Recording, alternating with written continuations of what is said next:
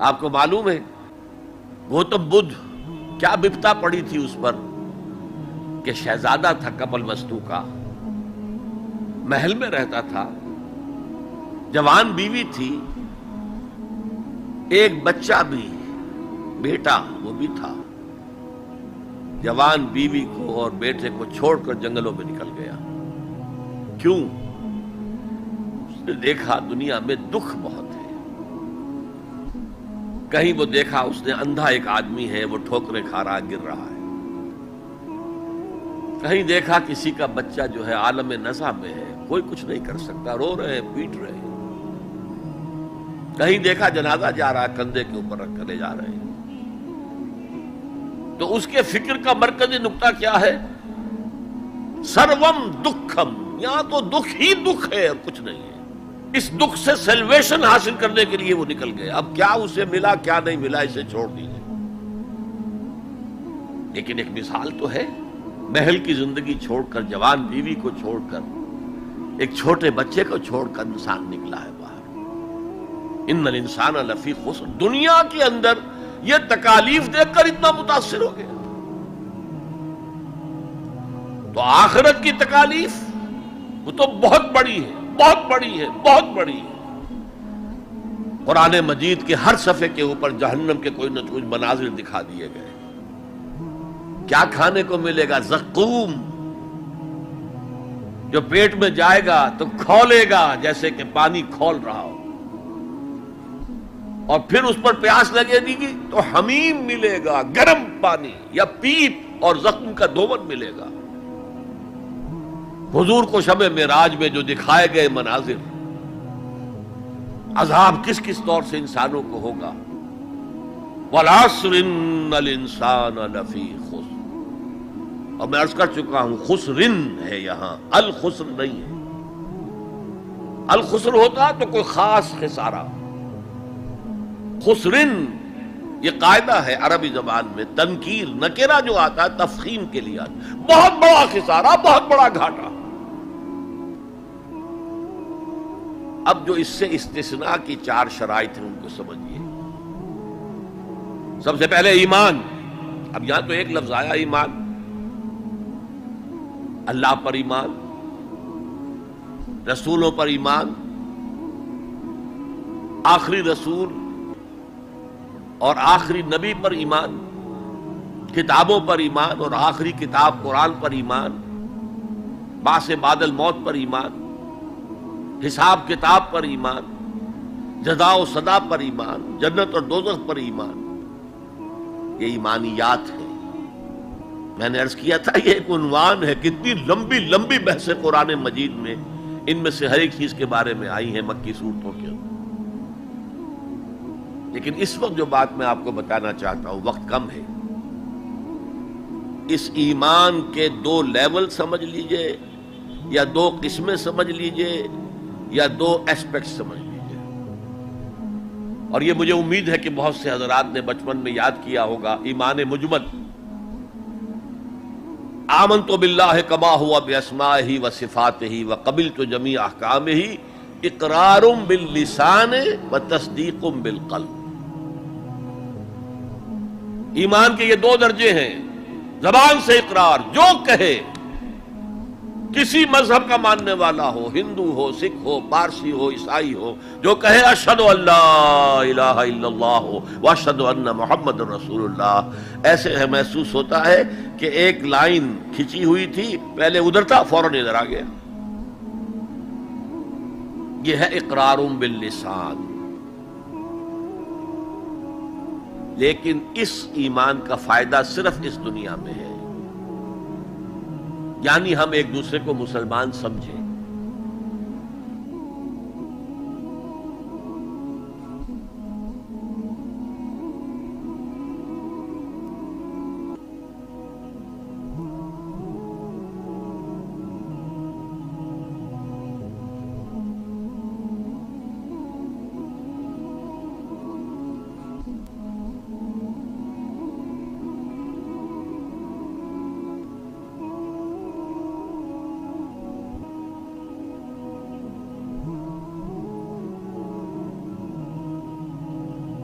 اس کی حیثیت قانونی ایمان کی ہے. ظاہر بات ہے مسلمان باپ کی وراثت مسلمان بیٹے کو جا سکتی ہے، بیٹا مسلمان نہیں ہے تو وراثت نہیں پہنچے گی. Who is a Muslim and who is not a Muslim؟ یہ لیگل کوسچن ہے. مسلمان ریاستوں کے اندر دستور میں ہوگا کہ یہاں ہیڈ آف دی اسٹیٹ مسلمان ہوگا، تو کتنا بڑا لیگل کوسچن ہے کہ کون ہے واقعی مسلمان کون نہیں ہے. تو بہت اہم ہے، لیکن اس کا سارا معاملہ اس دنیا تک ہے کہ ہم ایک دوسرے کو مسلمان سمجھیں. میں اپنی بیٹی نکاح میں دے سکتا ہوں کسی مسلمان کو. اصل ایمان کیا ہے؟ تصدیق بالقلب. جب دل میں اتر جائے، دل میں کھب جائے، وہ ہے اصل ایمان. ہم دنیا میں اس کو زیر بحث لا نہیں سکتے. ہمارے پاس کوئی آلہ نہیں ہے دل میں اتار کر دیکھ لیں ایمان ہے کہ نہیں ہے، کوئی نہیں. الیکٹروکارڈیوگرام کر لیجئے، یہ تو پتہ چل جائے گا کہ اس میٹنگ کے اندر کچھ جو ہے irregularity ہے.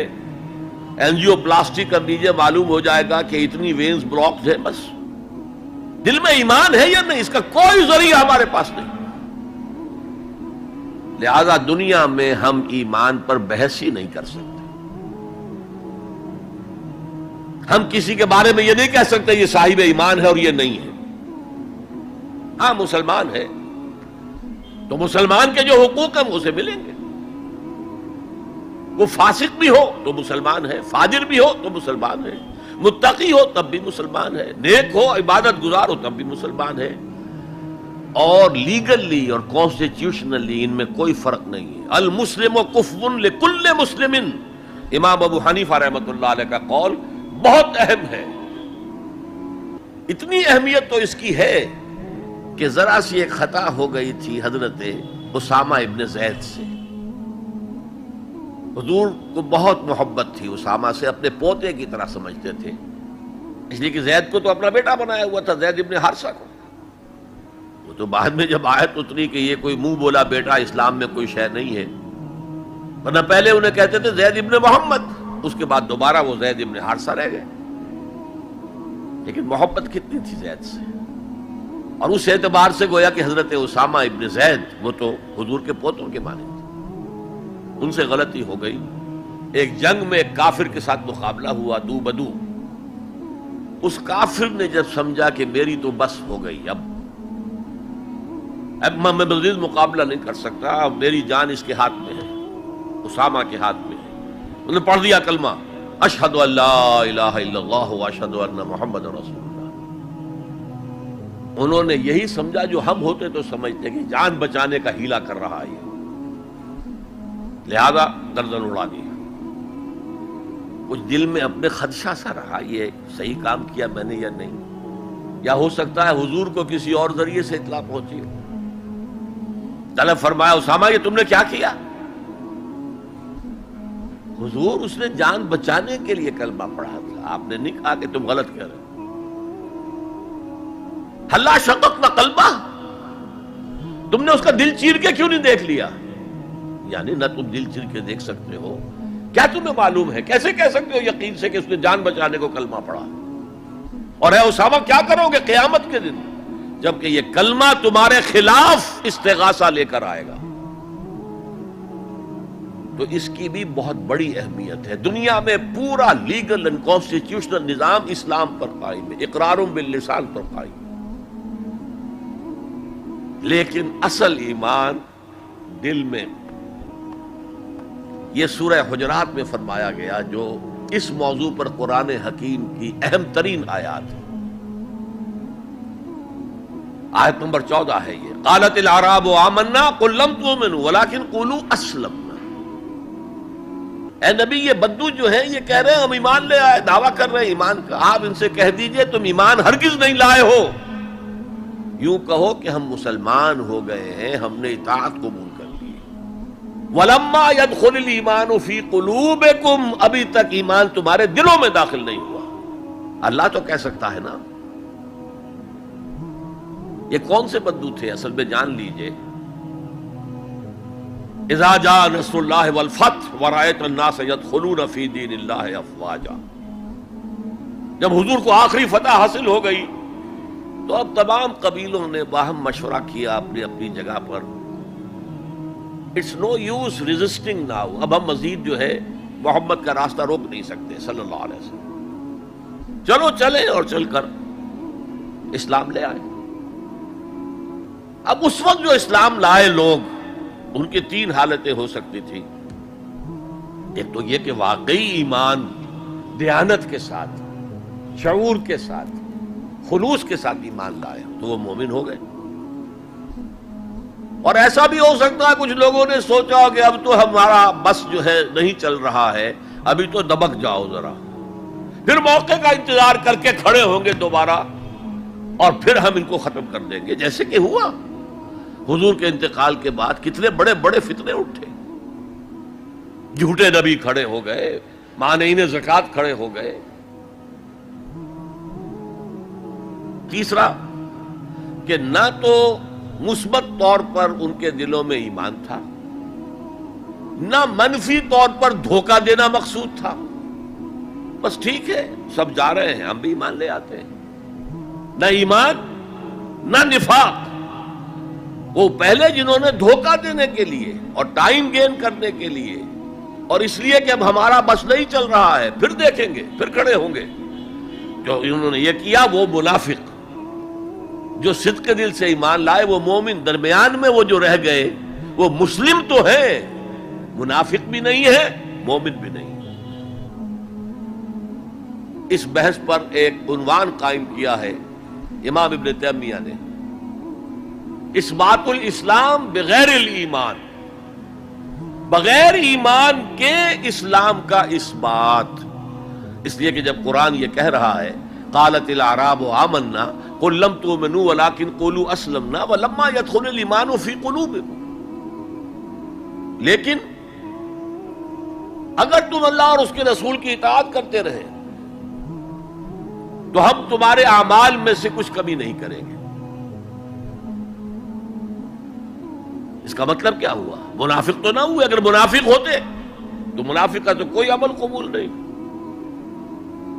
لہذا نہ مومن نہ منافق بلکہ مسلم، صرف مسلم، صرف مسلم. آج کے مسلمانوں کا آپ اگر جائزہ لیں، تجزیہ کریں، عظیم اکثریت 1,00,000 میں سے 99,999 اس کیٹیگری میں فال کریں گے. ایمان کہاں ہے؟ یقین کہاں ہے؟ ہر شخص اپنے گریبان میں جھانکے مرنے کے بعد جی اٹھنے کا یقین ہے؟ کیا یقین ہے کہ اصل زندگی آخرت کی زندگی ہے؟ وَإِنَّ الدَّارَ الْآخِرَةَ لَهِيَ الْحَيَوَانُ. یقین ہے؟ یقین ہے کہ یہ قرآن اللہ کا کلام ہے؟ سورہ واقعہ کی آیات أَفَبِهَذَا الْحَدِيثِ أَنْتُمْ مُدْهِنُونَ وَتَجْعَلُونَ رِزْقَكُمْ أَنَّكُمْ تُكَذِّبُونَ. تم اپنے عمل سے قرآن کی تکذیب کر رہے ہو. کہتے تو ہو قرآن اللہ کا کلام ہے، ہمارا عقیدہ ہے. اللہ نے سود کو حرام کیا، تم سودی کاروبار کر رہے ہو. ما آمن بالقرآن من استحل محارمہ. کوئی ایمان نہیں ہے قرآن پر اس شخص کا جس نے اللہ کی حرام کردہ شے، قرآن کی حرام کردہ شے کو اپنے لیے جائز ٹھہرا لیا. تو یہ ایمان ہے اصل میں وہ شے جو دل میں داخل ہو جائے. چنانچہ یہاں تو نفی کی گئی نا اس کی. تم اپنے آپ کو مسلمان کہہ سکتے ہو، مومن نہیں کہہ سکتے. لیکن صحابہ کرام جو سچے اور پکے مومن تھے ان کے بارے میں کیا فرمایا؟ وَلَكِنَّ اللَّهَ حَبَّبَ إِلَيْكُمُ الْإِيمَانَ وَزَيَّنَهُ فِي قُلُوبِكُمْ. اللہ نے تمہارے نزدیک ایمان کو محبوب کر دیا ہے اور اسے تمہارے دلوں کے اندر کھبا دیا ہے، مزین کر دیا ہے، منور کر دیا ہے تمہارے دلوں کو. دل کا ایمان یہ ہے اصل ایمان. اور اصل ایمان کی تعریف کیا ہے پھر؟ دیکھیے کس قدر نیچرل سیکوینس ہے، منطقی بات ہے. یہ بدو کہہ رہے ہیں ہم ایمان لے آئے، نبی کہہ دیجیے تم ایمان ہرگز نہیں لائے ہو. ما آمن تم نہیں آیا ہے، لم تؤمنوا یہ تاکید کے لیے ہوتا ہے، بہت تاکید. ہرگز ایمان نہیں لائے ہو. ولیکن قولوا اسلمنا بلکہ کہو کہ ہم اسلام لے آئے ہیں، ہم نے اطاعت قبول کر لی. وَلَمَّا يَدْخُلُ الْإِيمَانُ فِي قُلُوبِكُمْ، ابھی تب ایمان تمہارے دلوں میں داخل نہیں آیا. وَإِن تُطِيعُوا اللَّهَ وَرَسُولَهُ لَا يَلِدْكُم مِّنْ أَعْمَالِكُمْ شَيْئًا إِنَّ اللَّهَ غَفُورٌ رَحِيمٌ. اس حالت میں بھی اگر تم اللہ اور اس کے رسول کی اطاعت کرتے رہو گے تو یہ اللہ تعالیٰ چونکہ غفور اور رحیم ہے، یہ رعایت کرے گا کہ تمہارے اعمال کو تسلیم کر لے گا اور اس کے اجر سے تمہیں محروم نہیں کرے گا. لیکن اصل سیکوینس جو میں بتا رہا تھا، اب اس آیت کے نتیجے میں سوال پیدا ہو گیا نا، ڈیفائن ایمان. Tell us what is ایمان. We want to be accepted as Momins. تو بتایا جائے ایمان کیا ہے، اس کے تقاضے کیا ہے. کانٹیکسٹ کے اعتبار سے یہ قرآن مجید کی اہم ترین آیت ہے ایمان کو ڈیفائن کرنے کے لیے. انما المؤمنون الذین آمنوا باللہ ورسولہ ثم لم یرتابوا وجاہدوا باموالہم وانفسہم فی سبیل اللہ.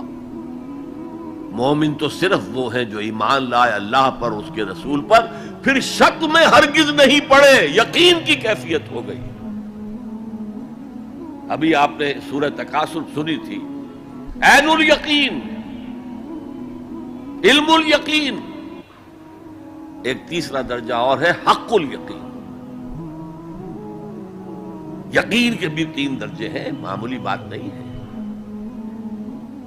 ایک ہے حدیث میں جسے کہا گیا احسان. حضرت جبرائیل نے حضور سے پوچھا اخبرنی عن الاحسان، آپ نے فرمایا ان تعبد اللہ. ایک روایت میں ان تعمل للہ ہے، تیسری روایت میں ان تخشى اللہ کانک تراہ فإن لم تکن تراہ فإنہ یراک. احسان یہ ہے کہ تم اللہ کی عبادت کرو یا اللہ کے لیے عمل کرو، بھاگ دوڑ کرو، یا اللہ کا خوف تمہارے دلوں میں ہو، اس طرح گویا کہ تم اللہ کو اپنی آنکھوں سے دیکھ رہے ہو. یہ احسان ہے، یقین کا وہ درجہ. تو انما المؤمنون الذین آمنوا باللہ ورسولہ ثم لم یرتابوا، پھر انہوں نے شک ہرگز نہیں کیا. وجاہدوا باموالہم وانفسہم فی سبیل اللہ، اور پھر جہاد کیا انہوں نے اپنے مالوں کے ساتھ، اپنی جانوں کے ساتھ اللہ کی راہ. یہ ذرا تفصیل طلب مسئلہ ہے، جہاد سے مراد کیا ہے، کسی اور موقع پر انشاءاللہ اس پر روشنی ڈالوں گا. لیکن اس وقت موضوع کے اعتبار سے کیا بات تھی کہ ایمان کے 2 درجے ہیں. ایک ایمان قانونی ہے جو اقرار باللسان پر مبنی ہے، ایک ایمان حقیقی ہے جو قلبی یقین سے عبارت ہے. اب ایک نیا مسئلہ سامنے آتا ہے، آیا اعمال ایمان کا حصہ ہیں یا ایمان پر مستضاد کوئی حقیقت ہے اعمال صالحہ؟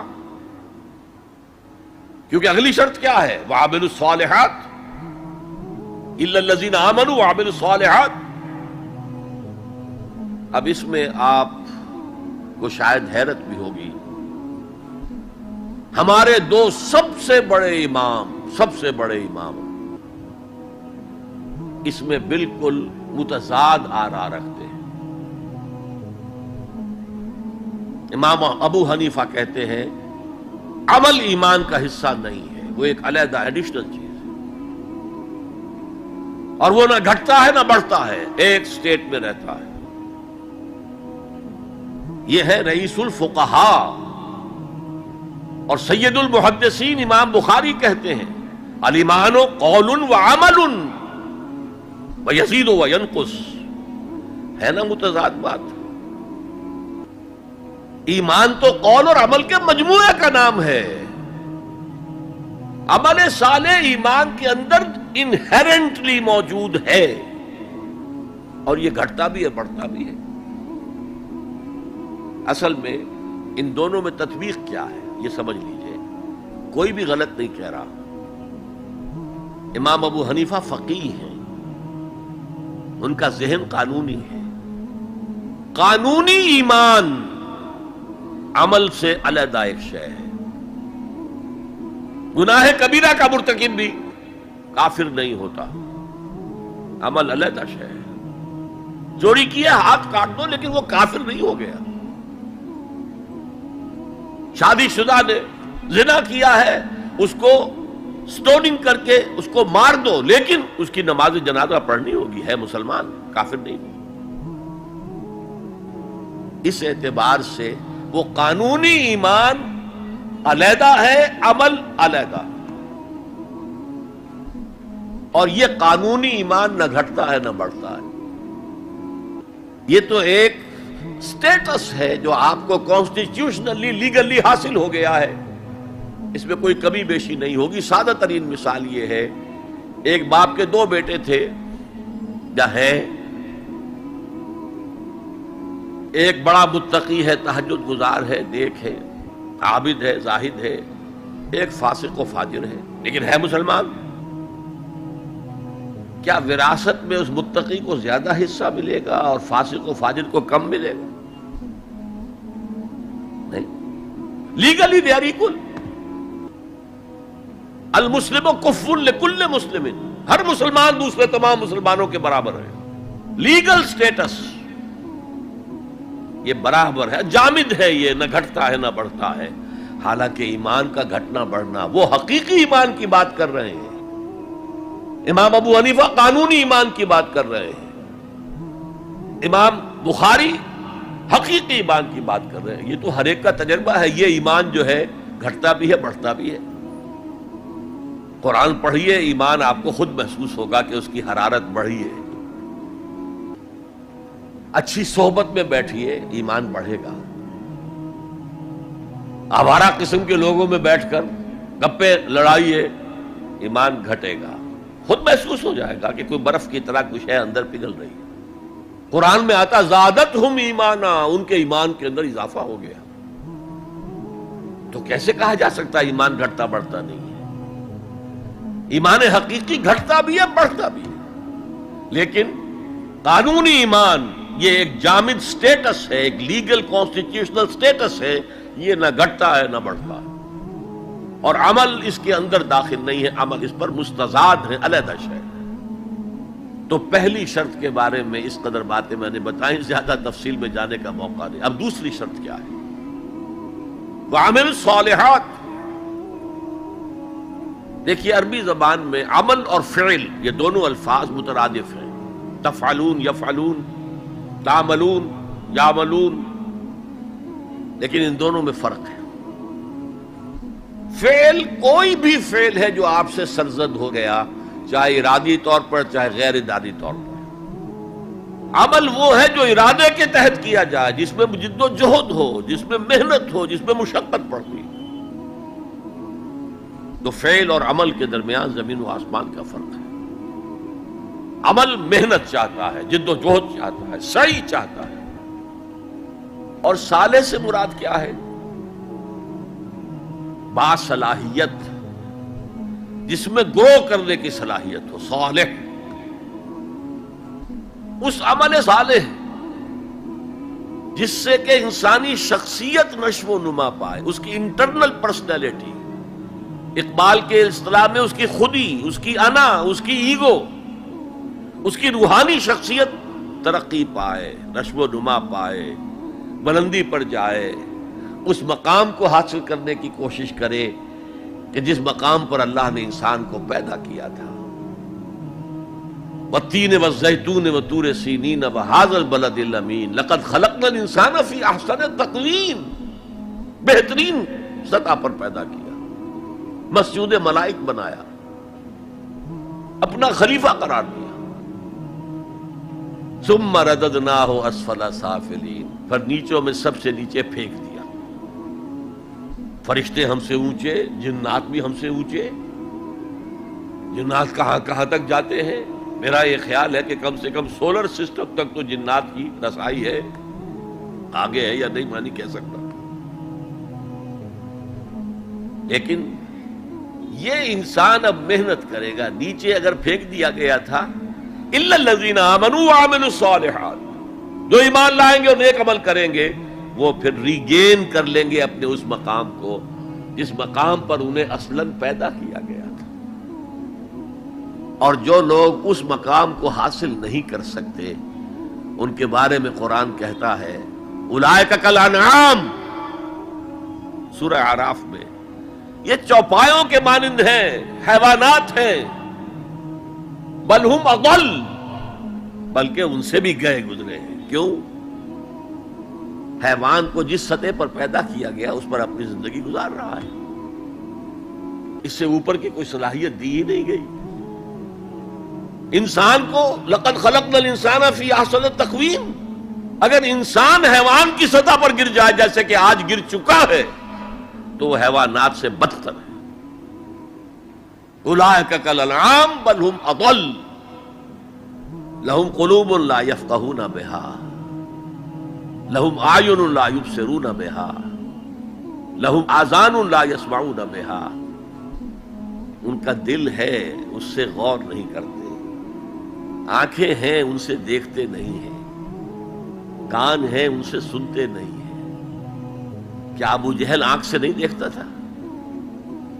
کیا ابو جہل کان سے نہیں سنتا تھا؟ یہ وہ انر شخصیت ہے آپ کی، وہ روحانی شخصیت ہے آپ کی، جو دیکھتی ہے بغیر ان آنکھوں کے، جو سنتی ہے بغیر ان کانوں کے، جو غور و فکر کرتی ہے اس عقل سے نہیں بلکہ اس قلب سے۔ تو اللہ نے تو سب کچھ دیا تھا، ہر ایک میں وہ روح پھونکی ہوئی ہے، لیکن یہ لوگ اپنی اس روح سے بیگانہ ہو گئے ہیں، بھول گئے ہیں کہ ہمارے اندر کوئی ڈیوائن ایلیمنٹ بھی ہے۔ ڈیوائن سپارک، یہ لفظ جو ہے مغربی فلسفے میں استعمال ہوتا ہے، ڈیوائن سپارک، ایک شعلہ ملکوتی ہمارے اندر ہے، انہوں نے بھی دیکھا ہے۔ لیکن آج کا انسان خاص طور پر ڈارون کے نظریے کے پھیلاؤ کی وجہ سے، یہ نظریہ بایولوجی کے میدان کا نظریہ تھا اور بایولوجی کے میدان میں اسے تقریباً ریجیکٹ کیا جا چکا ہے، لیکن سوشل سائنسز میں اس طرح پرمیٹ کر چکا ہے، سوشولوجی میں، سائیکالوجی میں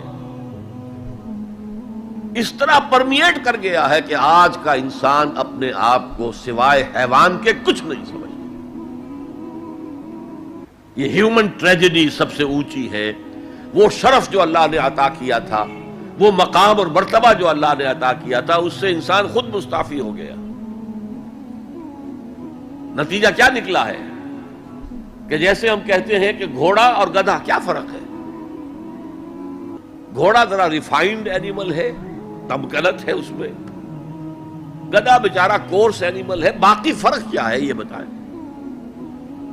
اسی طرح انسان اور شمپینزی اور گوریلا میں کیا فرق ہے یہ بتائیں ہمیں۔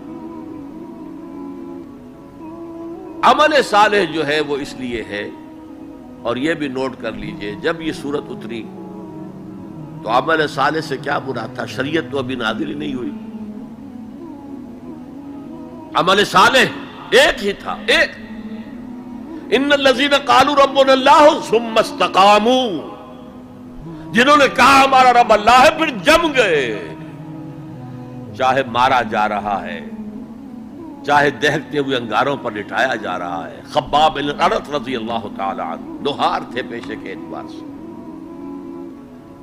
بلایا گیا، حضور پر ایمان لے آئے تھے، انگارے زمین پر بچھا دیے گئے، دہکتے ہوئے انگارے، کہا اتارو کرتا، اتار دیا، لیٹ جاؤ، لیٹ گئے انگاروں کے اوپر، اس لیے کہ حضور کا حکم یہ تھا چاہے تمہارے ٹکڑے کر دیں، چاہے تمہیں بھون دیں، تم نے کوئی جوابی کارروائی نہیں کرنی، کفو ایدیکم، اپنے ہاتھ بندے رکھو۔ قرآن میں تو یہ کہیں جا کر سورہ نساء میں حکم آیا ہے، ایک زمانہ تھا جب کہ تمہیں حکم تھا کہ اپنے ہاتھ روکے رکھو، مکے میں یہ حکم حضور نے دیا تھا، لہذا لیٹ گئے، پیٹھ کی کھال چلی، چربی پگھلی، اس سے وہ انگارے ٹھنڈے ہوئے۔ ان الذین قالوا ربنا اللہ ثم استقاموا، پھر جم گئے۔ یا صرف ایک عبادت دی گئی تھی، راتوں کو کھڑے رہا کرو، یا ایھا المزمل قم اللیل الا قلیلا نصفہ او انقص منہ قلیلا او زد علیہ ورتل القرآن ترتیلا۔ اے کمبل میں لپٹ کر لیٹنے والے صلی اللہ علیہ وسلم، کھڑے رہا کرو رات کو سوائے تھوڑے سے حصے کے، نصفہ، آدھی رات، اب انقص منہ قلیلا، یا اس میں سے کچھ کم کر لو تو 1/3 رات، اور زد علیہ، یا آدھی رات پر اور اضافہ کرو تو 2/3 رات، اور قرآن پڑھتے رہو پڑھتے رہو پڑھتے رہو پڑھتے رہو۔ حالانکہ قرآن کتنا نازل ہوا تھا ابھی؟ کیا یہ 30 پارے موجود تھے؟ جو چند آیتیں اتنی ہیں، repeat and repeat and repeat and repeat, hammer them down into your heart and brain، یہ عبادت تھی۔ باقی نہ ابھی 5 وقتہ نماز ہے، نہ روزہ ہے، کوئی شے نہیں، نہ سود حرام ہے نہ شراب حرام ہے۔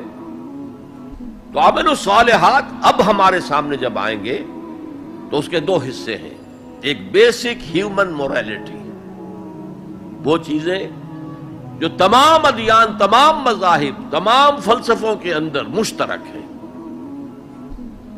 جھوٹ بولنا برا ہے، سچ بولنا اچھا ہے، وعدہ پورا کرنا اچھا ہے، وعدہ خلافی کرنا برا ہے، کسی کی ضرورت پوری کر دینا اچھا ہے اور کسی کو جھڑک دینا برا ہے، والدین کی خدمت کرنا اچھا ہے اور اس سے اعراض کرنا برا ہے۔ کون نہیں جانتا؟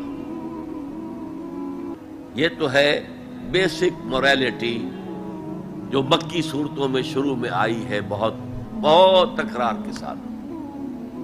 ارأیت الذی یکذب بالدین فذلک الذی یدعو الیتیم ولا یحض علی طعام المسکین۔ کیا تم نے دیکھا اس شخص کو جو جزا و سزا کا منکر ہے، آخرت کا منکر ہے؟ وہی تو ہے جو یتیم کو دھکے دیتا ہے اور مساکین کو کھانا خود کھلانا تو درکنار، کسی اور کو بھی کہنے کو تیار نہیں ہے کہ کھانا کھلا دو۔ پتہ نہیں پلٹ کر وہ کہہ دے تم کیوں نہیں کھلاتے۔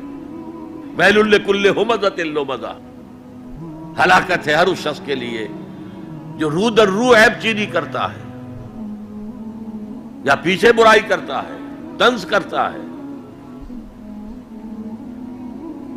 ویل لکل ہمزۃ لمزہ الذی جمع مالا وعددہ، مال جمع کرتا ہے، گنتا رہتا ہے، اب میرا بیلنس شیٹ یہاں آ گیا ہے، اب بیلنس شیٹ یہاں آ گیا ہے، پہلے اتنے کروڑ کے ایسٹس تھے، آج اتنے کروڑ کے، اسی حساب کتاب میں۔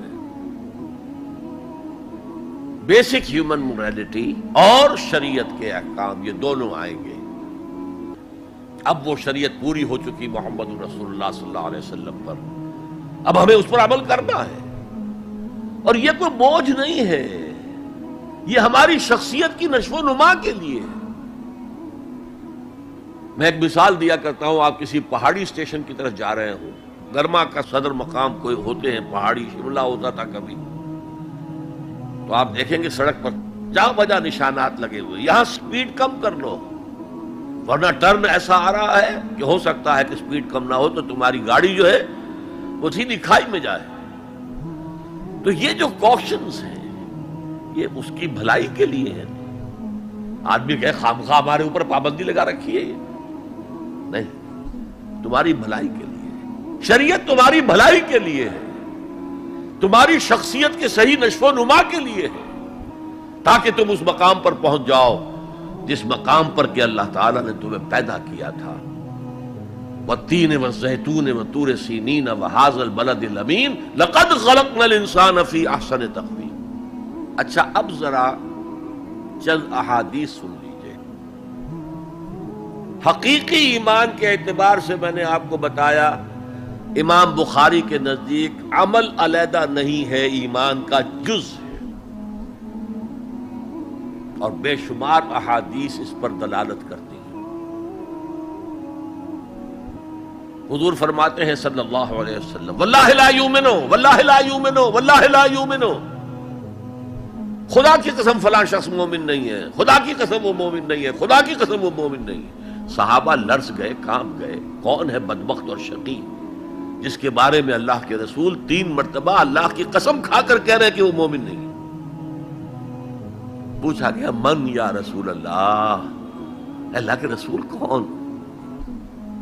فرمایا الذی لا یامن جارہ بوائقہ، وہ شخص جس کی ایذا رسانی سے اس کا پڑوسی امن میں نہیں ہے، چین میں نہیں ہے۔ کیسے سیپریٹ کریں گے ایمان کو عمل سے؟ ہے کوئی آری جو کاٹ دے ان کو علیحدہ علیحدہ کر دے؟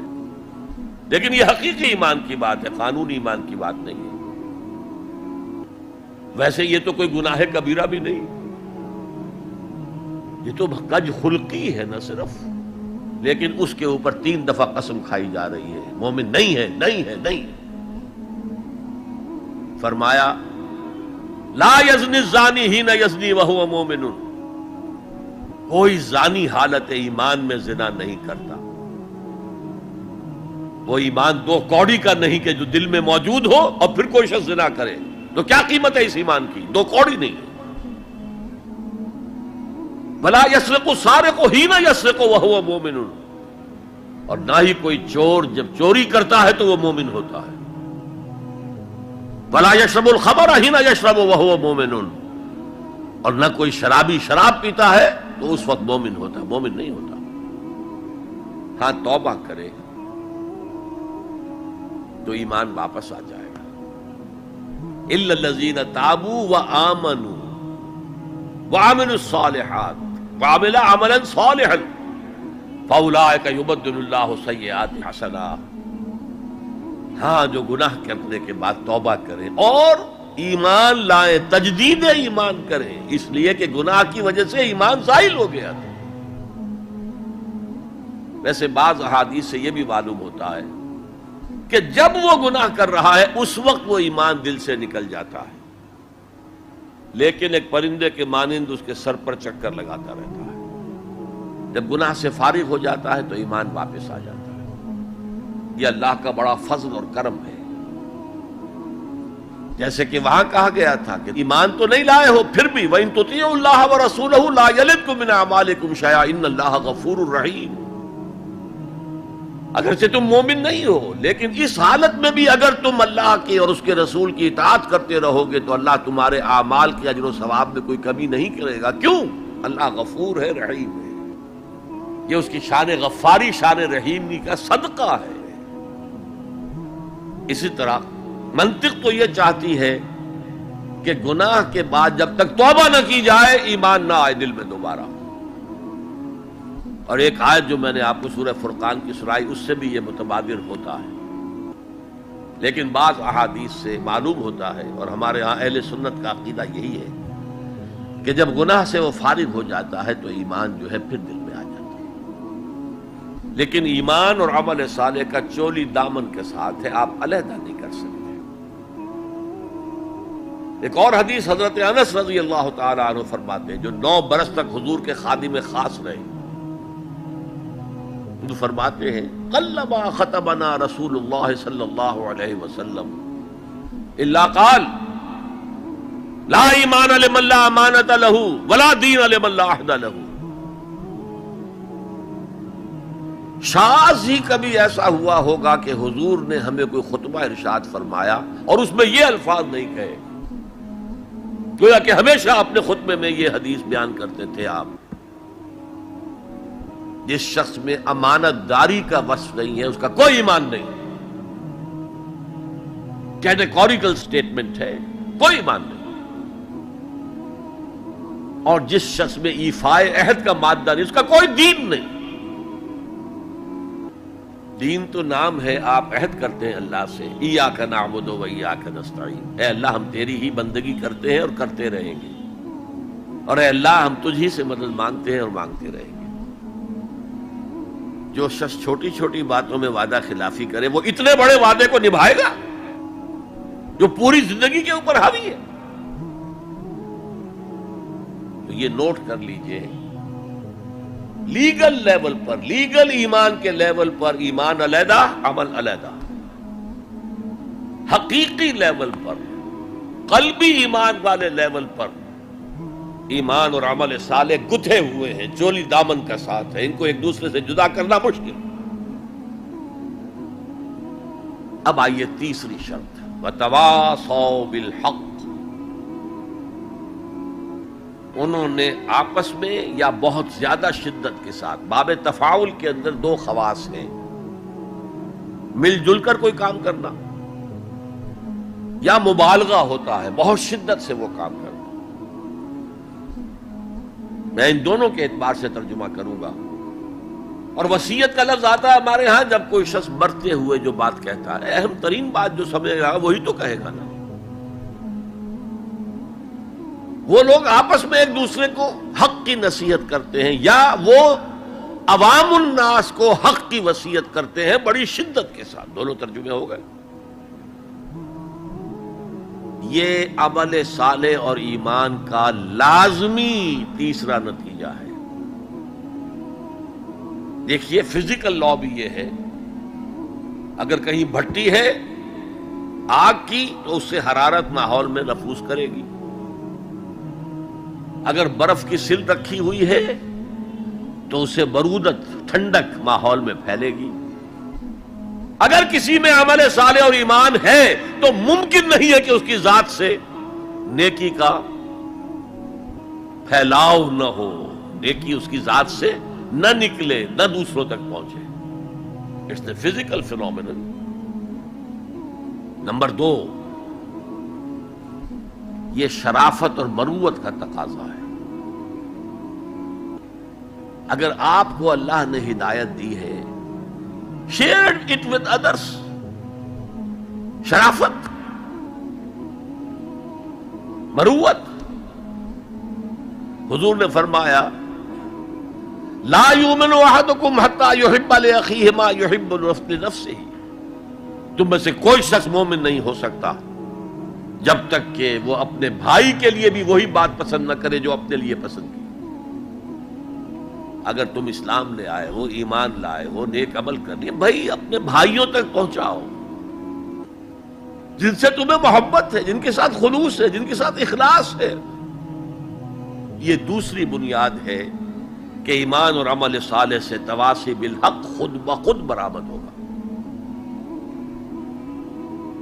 اور ایک تیسری بات ہے حمیت، غیرت. میں یہاں آپ کو ایک حدیث سنا رہا ہوں.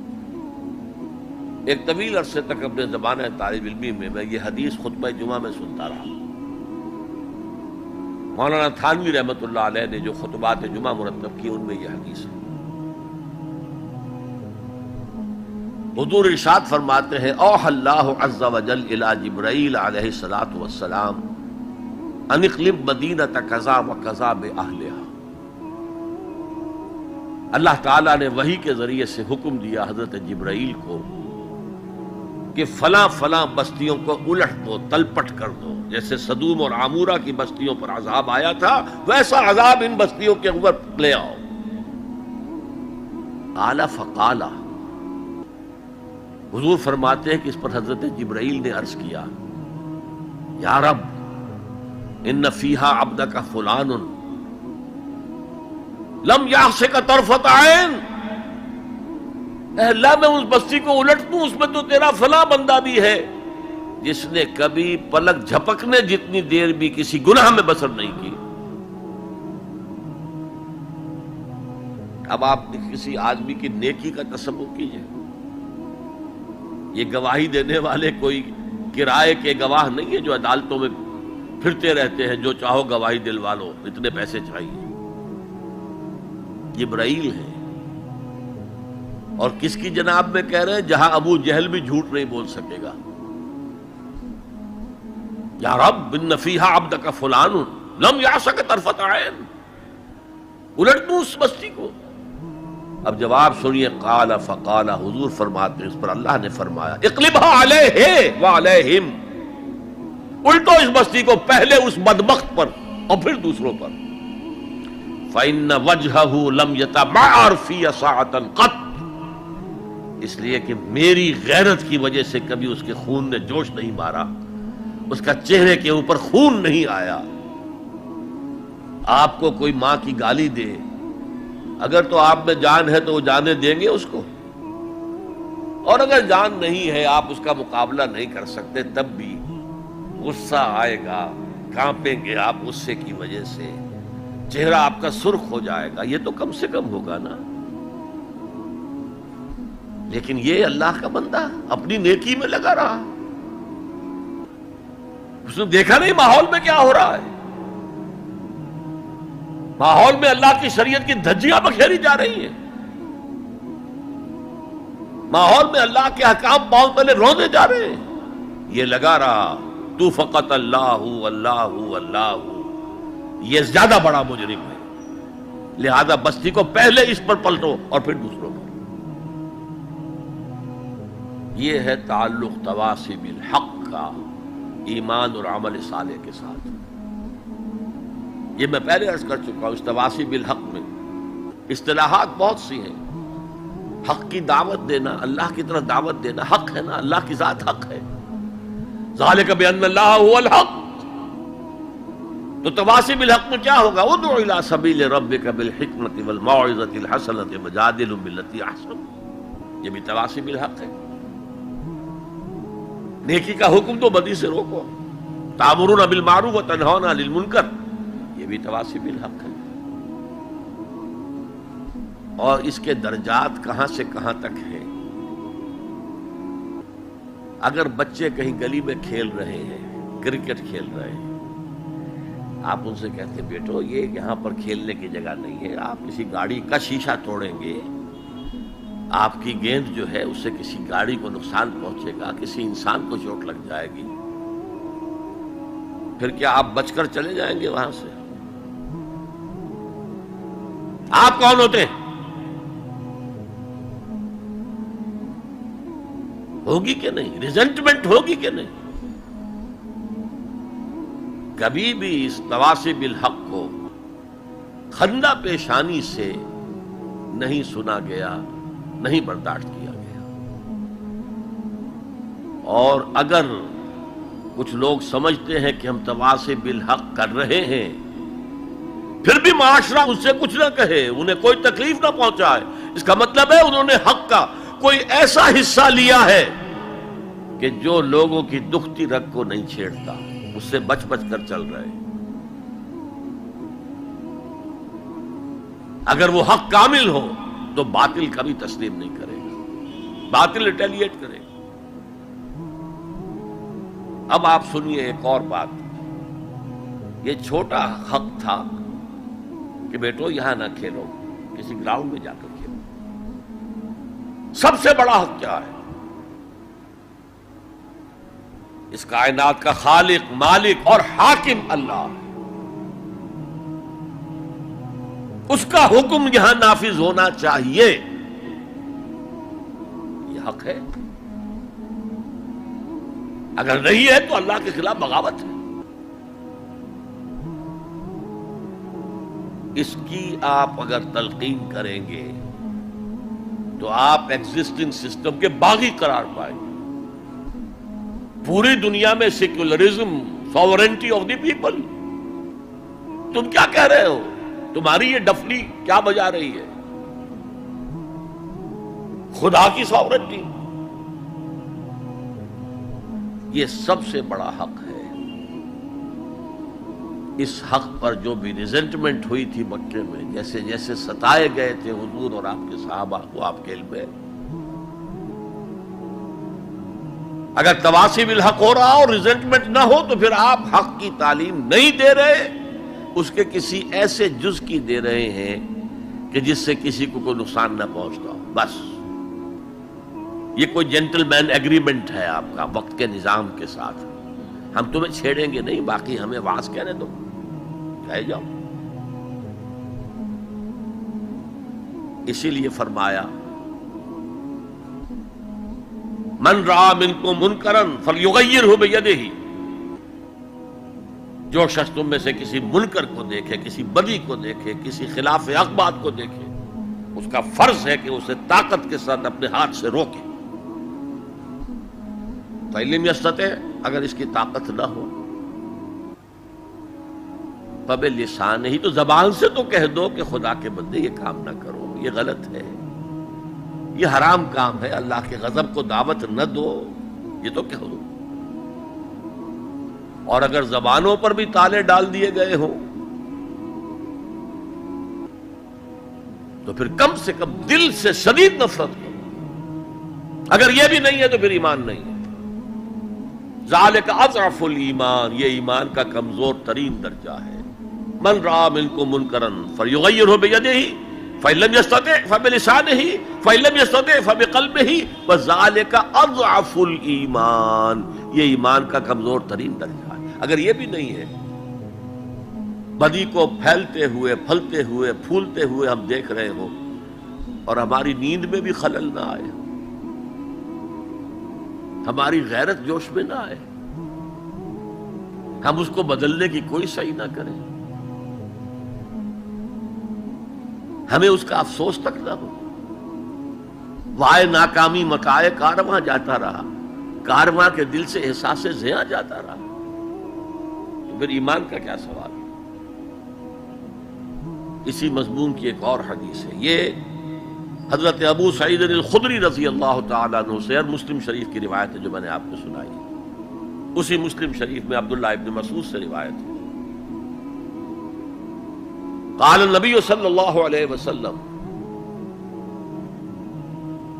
ما بعث اللہ من نبی فی قومہ من قبلی الا کان لہ اصحاب وحواریون یاخذون بامرہ ویقتدون بسنتہ۔ اللہ تعالیٰ نے جس قوم میں بھی کسی نبی کو مبعوث کیا، اس میں اس کے کچھ نہ کچھ صحابہ، کچھ حواری ہوتے تھے، تھوڑے ہوں زیادہ ہوں۔ وہ کیا کرتے تھے؟ اپنے نبی کی سنت کو مضبوطی سے پکڑ لیتے تھے اور ان کے حکم کی پیروی کرتے تھے۔ ثم انہا تخلف من بعدہم خلوف، پھر ہمیشہ ایسا ہوتا رہا کہ ان کے بعد ایسے ناخلف پیدا ہو گئے،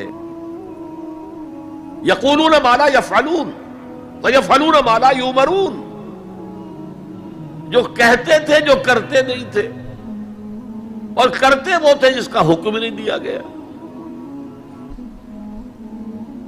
میلاد النبی کے جلوس نکل رہے، اللہ کے رسول نے حکم دیا تھا؟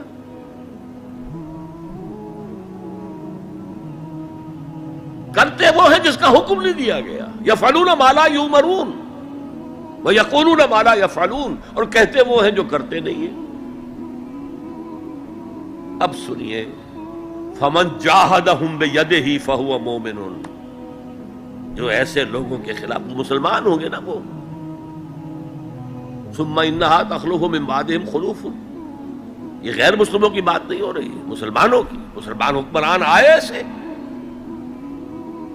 فمن جاہدہم بیدہ فہو مومن، جو کوئی ان کے خلاف جہاد کرے گا ہاتھ سے، طاقت سے، وہ مومن ہوگا۔ ومن جاہدہم بلسانہ فہو مومن، اور جو ان سے جہاد کرے گا زبان سے، وہ مومن ہوگا۔ ومن جاہدہم بقلبہ فہو مومن، جو دل سے جہاد کرے گا، یعنی دل سے شدید نفرت رکھے گا، فہو مومن، وہ بھی مومن ہوگا۔ ولیس وراء ذلک من الایمان حبۃ خردل، اس کے بعد تو ایمان رائی کے دانے کے برابر بھی نہیں۔ یہ ہے تواصی بالحق، حق کی وصیت کرنا۔ اچھا، اس میں جو دوسرا پہلو میں نے گنوایا تھا، ایک ہے اس کا عام مفہوم، لوگوں کو پوری شدت کے ساتھ حق کی طرف دعوت دینا، حق کی وصیت کرنا، امر بالمعروف کرنا، نہی عن المنکر کرنا، دین کی طرف بلانا۔ ایک یہ آپس میں حق کی وصیت کرنا۔ یہاں سے تصور ابھرتا ہے کہ جو لوگ ایمان اور عمل صالح کی وادیوں میں سے گزر رہے ہوں، انہیں ایک جماعتی شکل میں ہونا چاہیے، اور اس جماعت کی روح ہونی چاہیے تواصی بالحق۔ آپ کا ایک بھائی غلطی کر رہا ہے، روکیے اس کو،